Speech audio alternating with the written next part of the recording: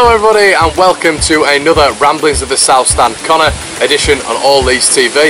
And today I'm going to be doing another topic in focus, and this week it's going to be on Pontus Jansson. Now Pontus has had a really interesting start to the season. He's not been featuring a lot under Marcelo Bielsa, but when he's had to come in, he's come in and done it perfectly well. This season we've not seen as much of Pontus Jansson, but over the past 2 to 3 games we have seen a Pontus Jansson who is of a 2016-17 standing for Leeds. He has been absolutely superb, and that was typified solely by his game on Saturday against Brentford. He's matured as a player as Pontus Jansson, and there's been a lot of reasons for that in my opinion. I mean, he's not been focused on the media as much, he's not coming out and saying anything like he possibly has done in previous season, and he's been solely focused on the football. Being on the bench as well hasn't bothered him, which is a mature facet of somebody's game, because even if we look at the Premier League, you look at the likes of Lukaku, Pogba, Martial, Eden Hazard, if they're ever on the bench it really does affect the football, and the footballer has such control, and maybe that's credit down to Bielsa, because Bielsa has the sole control of the football club, and Pontus seems to understand that this season.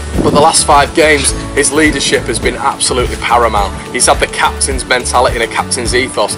Something that I put out on Twitter last season was that I think Pontus should be captain, and I got a lot of backlash from that because Leeds fans didn't think that he was that material. I bet if I put that out on my Twitter again it wouldn't get half as near backlash, because Pontus is showing, he's done it for Sweden, he's done it in the World Cup, and now he's come back to Leeds and he's showing all the right attributes to take Leeds forward to the Premier League. What I loved about his past 4 or 5 games, even from Millwall, his statistics have been absolutely superb.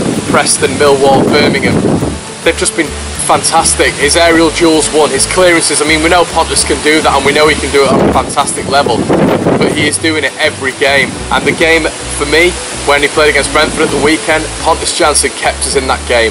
He kept the defence together when others weren't performing, and he kept the midfield together when others weren't performing. He took sole control and assumed captain responsibility. He was phenomenal against Brentford, a 10 out of 10 performance. He was able to restore order in a team that throughout the first half looked like they were in panic mode. He took charge of situations where Cooper and Ayling couldn't do so, and when Dallas was also struggling at the back, Pontus was able to cover him. He was able to see situations that were materialising where others in the defence maybe weren't able to see that. He had a fantastic afternoon against Brentford, definitely the man of the match, and the best performance I've ever seen from Pontus in a Leeds shirt. That for me can only be rivalled by Blackburn away when he got the winner, and he was superb that game as well. But like I said, there's no centre of attention for Pontus. He was a Sweden captain for multiple games prior to the World Cup, and he went to the World Cup with Sweden and played against some of the best players in the world. Now, has that matured him?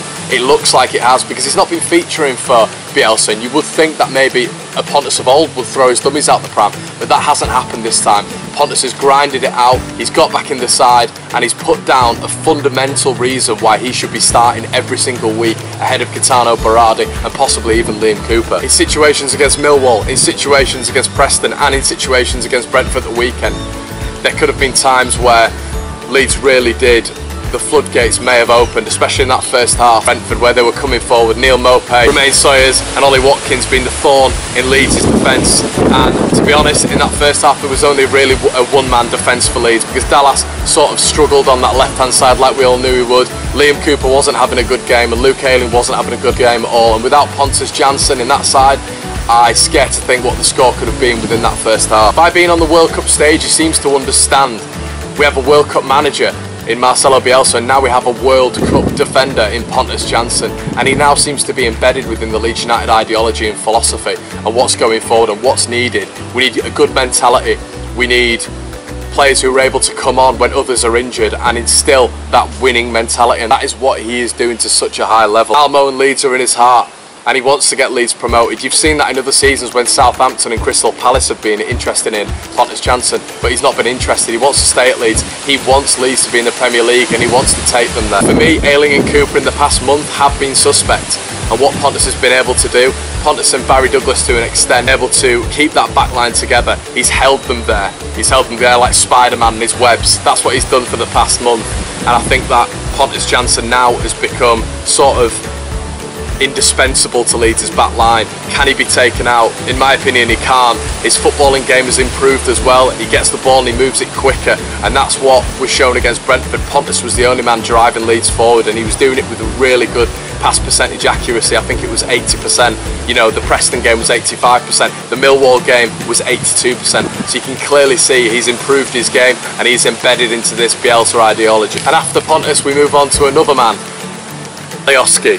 Now, Alioski made that left wing-back role his at the weekend. He was absolutely superb. I thought on the ball he was fantastic. Defensively, he was even better. And when Ben Rama entered the frame, I think a lot of Leeds fans were a little bit worried because we know the quality that he possesses.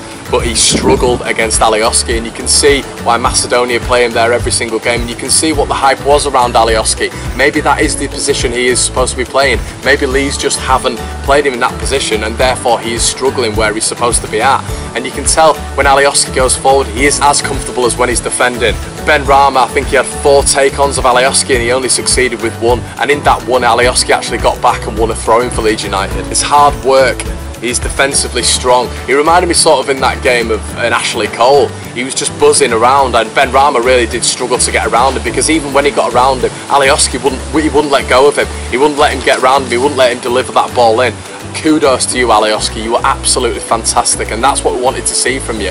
And that is the Alioski probably of old. And is that the position that he solidifies for himself? I mean, if Leeds start playing in that 3-3-1-3 formation, they're going to have a left wing back. I mean, does Alioski get there ahead of Douglas? I mean, you don't know, because he looked that comfortable at the weekend. It was only a 20-25 minute cameo, but in that 25 minutes he really showed me and others, I'm sure, whoever are Leeds fans, that that could be his position at Leeds United. Very silky in possession and aggressive without, and Alioski really has stamped his name down. I mean, could he play there for the 4-1-4-1 formation? I'm not too sure, because I'm not sure he is just a left back. I think the left wing back role is his, and it is perfect for him. So well done, Alioski. And then we move on to Jack Clarke. I mean, I've been telling you about this man for weeks, haven't I? I've been telling you about Jack Clarke for weeks. He comes into the fray, and he reminded me a little bit of a David Brooks at Bournemouth.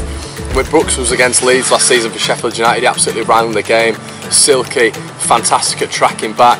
But sort of in that number 10 role, he looked absolutely brilliant against most teams he played against last season. Now, Jack Clarke isn't that number 10, but how he glides past players reminds me a lot of Brooks. And he was direct, and he has lots of ability, and he also tracks back as well, and you could tell what the goal meant to him, as he was the first one to get over to JANSSON.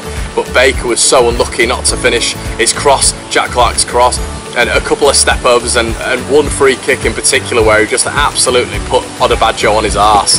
A really good cameo performance for Jack Clarke, and the depth there is paramount even with the players out, because you've got Jack Clarke, you've got Harrison, you've got Dallas who can come in, you've got Alioski who could probably make it on the wing. Now, it's been a tricky month, key players missing for Leeds United, but we're going to this international break with our heads held high. And why do we hold our heads high? Well, because could other teams been able to cope like Leeds United have coped? I'm not so sure they could. Could Borough have coped with the likes of Ayala out, or the likes of Clayton and Howson and maybe Britta Sombalonga? I'm not 100% sure.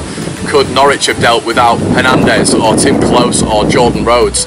Could Brentford have coped without Romain Sawyers, Ollie Watkins or Neil Maupay? I'm not 100% sure they could have, but Leeds have ridden this month out really well. With one defeat, have we done well? I think we have done really well, and with us looking forward to the 20th of October and players like Douglas coming back, Hernandez in particular, and Kemar Roof, I think Leeds have done fantastically well in this month. So Leeds will start the 20th of October 2 points off the top, 2 points off Sheffield United, and with 4 to 5 key players out during this period, not even including Izzy Brown, I think we've done fantastically well. And when those players are back in contention, I think Leeds are going to still go for the jugular, still go for the top spot. March on together. This has been Conor. Cheers, guys.